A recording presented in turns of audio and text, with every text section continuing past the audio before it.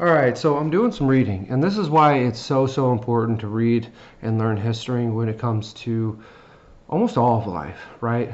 But I've been reading this book called Economic Facts and Fallacies by Thomas Sowell. All right, I'm going to read you a little small clip here, or a little piece of one of the pages here. So after the record-breaking stock market crash of 1929, was followed by a record-breaking Great Depression of the 1930s.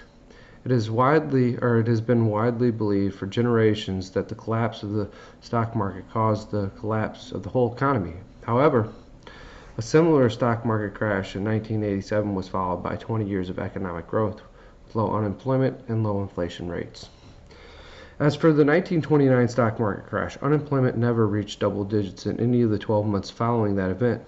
Unemployment peaked at 9% 2 months after the stock market crashed and began drifting generally downward until it reached 6.3% in June 1930. All right. That was when the federal government made its first major intervention in the economy with the Smoot-Hawley Tariff.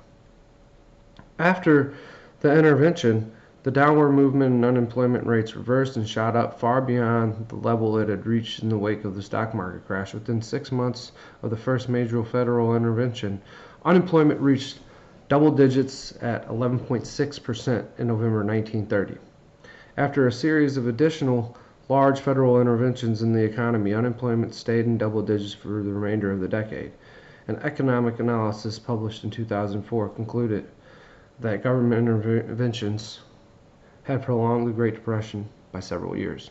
Okay, so basically I just want to go over, so I asked Grok about the Smoot-Hawley Tariff because, it gave not very much detail on the tariffs in general, but Grok has some insights here. So the Smoot-Hawley Tariff Act of 1930, which raised U.S. tariffs on over 20,000 imported goods to record levels, had significant and far-reaching side effects, primarily negative, on the U.S. and global economies. Below is a comprehensive overview of its side effects. Okay, all right, so I just want to say one thing. I voted for Trump, right? And one thing that's really kind of grinding my gears is that he keeps saying he lowered the prices of eggs by 50%. Okay, so egg prices shot up. And I believe like maybe a year ago they were like $2 a dozen where I live anyways, and they're still like $4.50. Okay, so he really didn't, and I can't believe he's taking credit for that or trying to take credit for that. Like, he did some great thing. Eggs are still double what they were a year ago. Shut up, right? Anyways, but I voted for Trump, and now I kind of regret that. Not because I think he's the worst pick here out of the two, but because did they even look back in history at tariffs? I mean, this is kind of what's going on today. So it deepened the Great Depression. I'm going to go through here and read this. The tariffs exacerbated the economic downturn by reducing international trade, which is what's happening right now, right? Now, we don't know that this continues or that Trump can't make deals, but as of right now, he's hurting us and he's hurting the worldwide economy, or I'd say the administration, not just Trump, right? So it reduced international trade, which was already declining. U.S. imports and exports fell sharply. Exports dropped from $5.24 billion in 1929 to $1.65 in 1933. And imports fell similarly. This reduced economic activity, worsened unemployment, and prolonged the Great Depression. I do want to say something. We can kind of compare this to the Great Depression, and here's why. We just went through a massive cycle of inflation, right? And that really hurt the consumer's buying power. Now, we just went through a massive hike in rates, which really slowed down the ability to borrow money, which slowed down the ability for people to buy things, to spend borrowed money, because they don't even have the spending power of their own money, which I think is kind of a good thing, is that, dollars have been inflated, and now they've been suffocated, right? So we've been inflated and suffocated by rates. And now we're going to reattack products in the U.S. And all around the world with tariffs. It's just bad policy, if you ask me. Just bad policy. Maybe in the long run, it's good for the economy. Maybe. But we read it right there. Maybe it wasn't the tariffs alone that extended the Great Depression, but it definitely didn't help the situation. And right now, these won't help the situation. I at least don't think so on my end, right? And so now we're going to go into retaliatory tariffs from other nations, which we're having those, right? Retaliatory tariffs from other nations with our biggest trading partner at this current time, China. Okay? Other countries, particularly Canada and European nations, responded with their own tariffs and trade barriers. For example, Canada imposed retaliatory tariffs on U.S. goods targeting products like automobiles and agricultural goods, which hurt U.S. exporters. By 1932, 25 countries had retaliated, leading to a global trade war that further contracted world trade by roughly 66% between 1929 and 1934. And it collapsed international trade. The act contributed to a dramatic decline in global trade. The higher U.S. tariffs combined with retaliatory measures disrupted supply chains and reduced trade volumes. World trade fell from $36 billion in 1929 to $12 billion just 3 years later in 1932. I mean, that just intensified the stagnation, of worldwide trade, right? The harm to U.S. consumers and industries. Higher tariffs increase the cost of imported goods. What's happening right now, right? What's about to happen if, these continue, right? Raising prices for U.S. consumers and reducing purchasing power during an already severe economic crisis. We're in one. We've been in one since 2020 when our freaking dollar got inflated. I mean, come on, you know what I mean? Like, I don't even buy a lot of groceries, but $100 in the cart don't look like so much anymore. You know what I mean? But higher tariffs increase the cost of imported goods, raising prices for U.S. consumers and reducing purchasing power during an already severe economic crisis. Industries reliant on imported raw materials, such as manufacturing, faced higher production costs, which led to reduced output and layoffs. It devastated U.S. agriculture.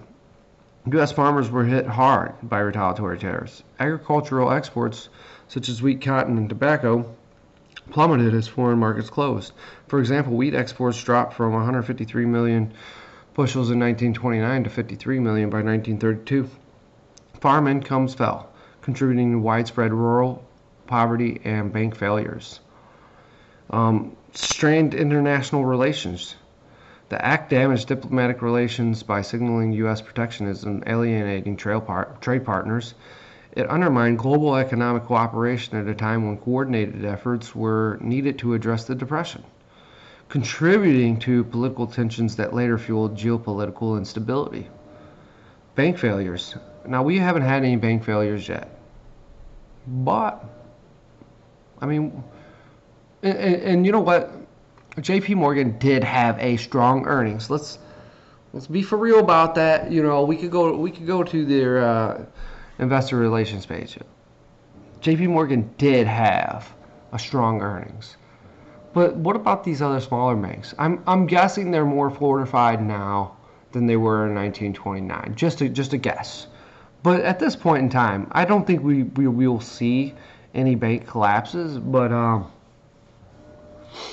man, Trump is really hitting us hard right now, and I don't know. Maybe he sees things that I don't, but I'm looking at it from a very basic standpoint of everybody's cheering about a fight with China.